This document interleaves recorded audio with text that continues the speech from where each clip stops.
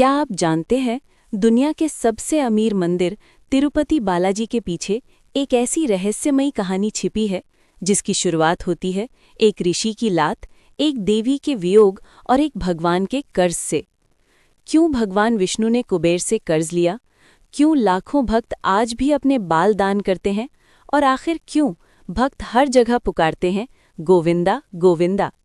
आइए जानते हैं तिरुपति बालाजी की अद्भुत और चमत्कारी कथा। एक समय देवताओं और ऋषियों के बीच ये प्रश्न उठा कि त्रिदेवों में सबसे श्रेष्ठ कौन है। इसका उत्तर खोजने के लिए महर्षि भृगु को भेजा गया। भृगु ऋषि सबसे पहले पहुंचे वैकुंठ धाम। वहां भगवान विष्णु शांत भाव से विराजमान थे और माता लक्ष्मी उनके चरण दबा रही थीं। लेकिन अहंकार से भरे भृगु ऋषि ने अचानक क्रोध में आकर भगवान विष्णु की छाती पर जोर से लात मार दी। लेकिन आश्चर्य की बात ये थी कि भगवान विष्णु को क्रोध नहीं आया। उन्होंने तुरंत भृगु ऋषि के चरण पकड़ लिए और बोले, ऋषिवर, आपकी कोमल चरणों को कहीं चोट तो नहीं लगी? ये देखकर भृगु ऋषि का अहंकार टूट गया। लेकिन इस अपमान से माता लक्ष्मी बहुत आहत हो गईं। माता लक्ष्मी बोली, जहां मेरे सम्मान की रक्षा नहीं हो सकती, वहां मैं एक पल भी नहीं रह सकती। और ये कहकर माता लक्ष्मी वैकुंठ छोड़कर पृथ्वी पर चली गईं। धरती पर दक्षिण भारत में एक राजा थे, आकाश राजन। एक दिन जब वे यज्ञ के लिए भूमि खोद रहे थे, अचानक धरती फटी और उसमें से निकला एक दिव्य कमल का फूल। उस कमल में थी एक अद्भुत सुंदर बालिका।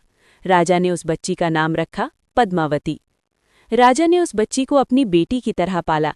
समय के साथ पद्मावती अत्यंत सुंदर और गुणवान बन गई, लेकिन कोई नहीं जानता था कि वो स्वयं माता लक्ष्मी का अवतार थीं।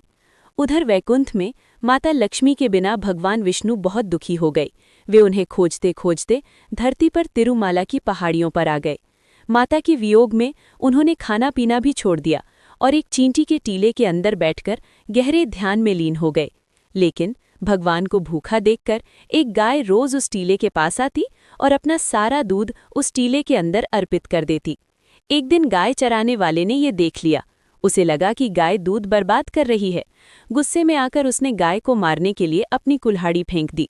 लेकिन उस बेजुबान गाय को बचाने के लिए भगवान विष्णु तुरंत टीले से बाहर निकल आए और कुल्हाड़ी का वो भयानक वार अपने सिर पर सह लिया। घाव बहुत गहरा था और सिर से खून बहने लगा।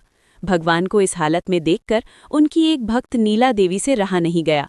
उन्होंने बिना एक पल सोचे अपने सबसे सुंदर बाल काट दिए और भगवान के घाव पर लगा दिए।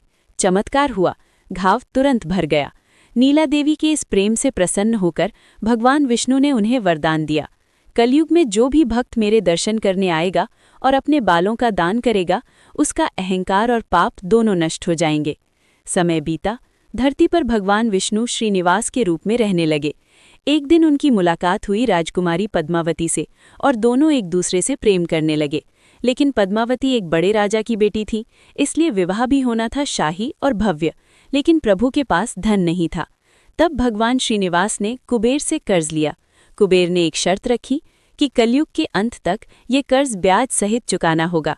आज भी तिरुपति बालाजी मंदिर में भक्त जो करोड़ों का धन दान करते हैं, वो उसी कर्ज को चुकाने के लिए माना जाता है। और जो भक्त अपना सिर मुंडवाते हैं, वो नीला देवी के बलिदान का सम्मान करने के लिए अपने अहंकार को भगवान के चरणों में छोड़ देते हैं।